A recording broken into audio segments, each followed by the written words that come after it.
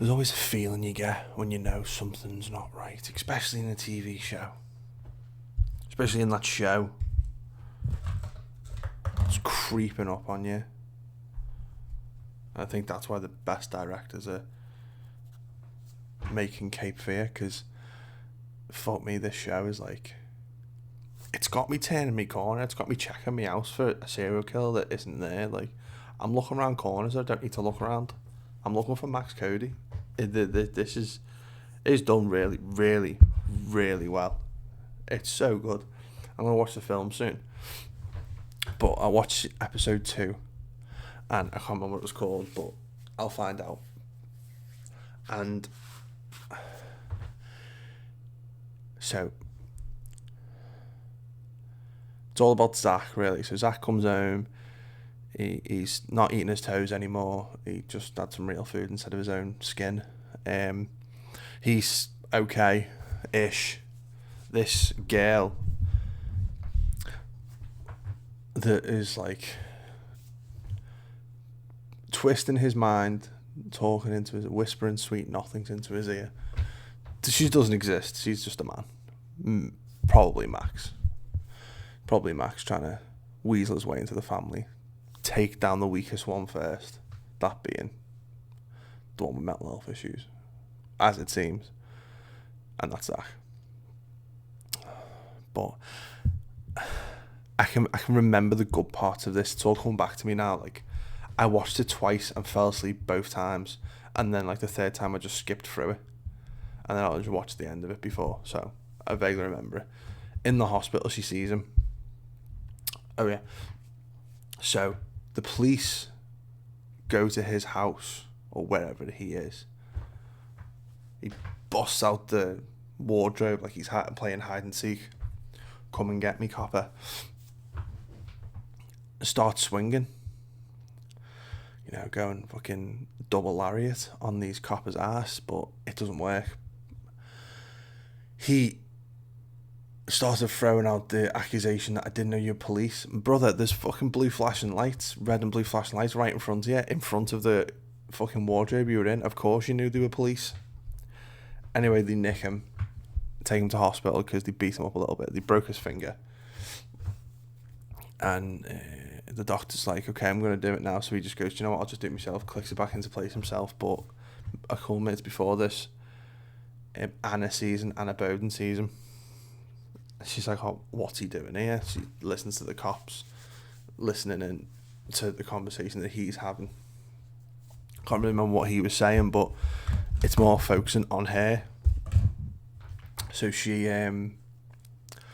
pulls back the curtain, sees what's going on, and she sees all his tattoos, and it's all I can see is like an all-seeing eye, like a similar one on his back of the neck.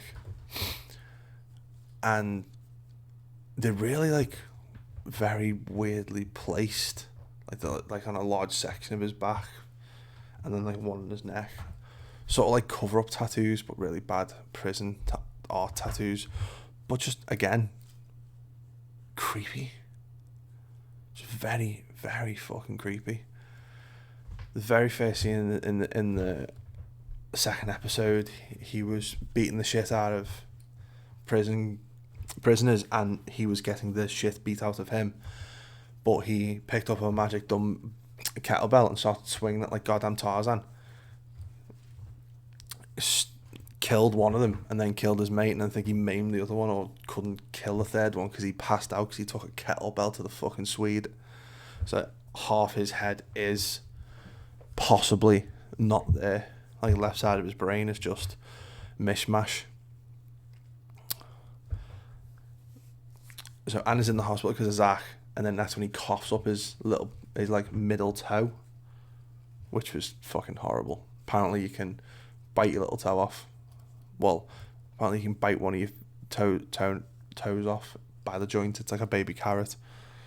I ain't testing this theory. Someone else can do it, not me. That's not me telling anyone to bite toes off. Let's not bite toes off, okay? Yours or anyone else's. But if that dog does die in Brad Pitt's new film, I will start eating feet. Starting with my own. That film looks fucking fire. Anyway, carrying on. Zach goes home.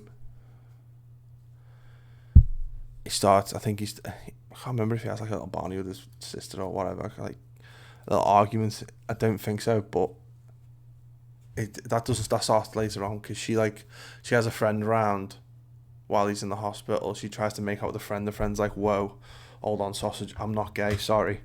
And she's like, "Oh, gutted."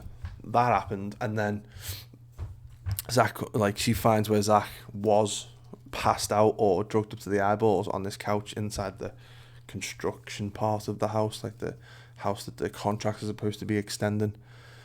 They get home.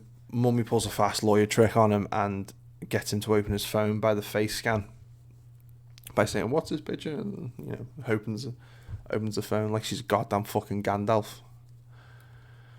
And then Dad restrains him, even though he can barely walk because he bit his own toe off. He's got a giant boot on. That's how she gets into his phone to see the chick, the girl, whoever this girl is, and reads all the messages, and she's going a bit doolally because of it. Cuckoo. That all doesn't matter. That's all her unraveling. But what matters is what she said to her husband, which was something to do with he doesn't know what we did, does he? And then she's along the lines of, I don't think he does. How could he know? So there's something, they did something that both of them know was clearly wrong, and it's planting evidence. It's going to be planting evidence. Of course it is. Natural progression. Episode moves on, and then they find out that the person she got out of jail with his mummy. They're brown bread. It looked like suicide. It was clearly Max. Max uses his charismatic charm to nick some meth dealer's dog. "Oh, who's my dog? He's my dog. You stupid dog, you stupid dog." He's just pathetic, but dumbed his intelligence down to make Max seem like a fucking goddamn genius, which is just silly. But anyway, he got the dog. God knows why he wants this dog, but he's got a dog. While Anna was at the house of the dead ex-convict and his mother, she was told, "You have to go and see another one." He's refused to come out, or he's refused to appeal his appeal, or whatever. He doesn't want to come out. He wants to stay on death row. So she says, "Can't go." Zach's getting out of the hospital. She doesn't go, but Max goes instead, and then talks him down, and it's along the lines of, "I became a motherfucker in this place. This place made me a motherfucker. You got to be a motherfucker to survive." Motherfucker. It was done really well though. Like that was a really good scene. I'd watch that scene again. Watch the episode just for that scene. So cool. Anyway, moves on to Max being in an interview with Anna's boss and just talking about his dad. His dad was in the army. His mum didn't want him. Mum killed herself at 13. Pretty fucking awful childhood. No wonder he turned out goddamn sociopath, psychopath. Probably neither, but anyway, it wasn't great.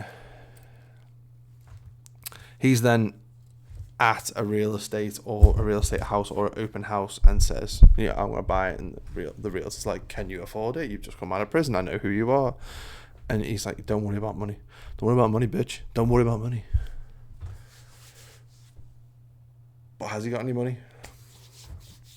Clearly not. Or he's just going to rob a bank in the next episode. Tiny cheers.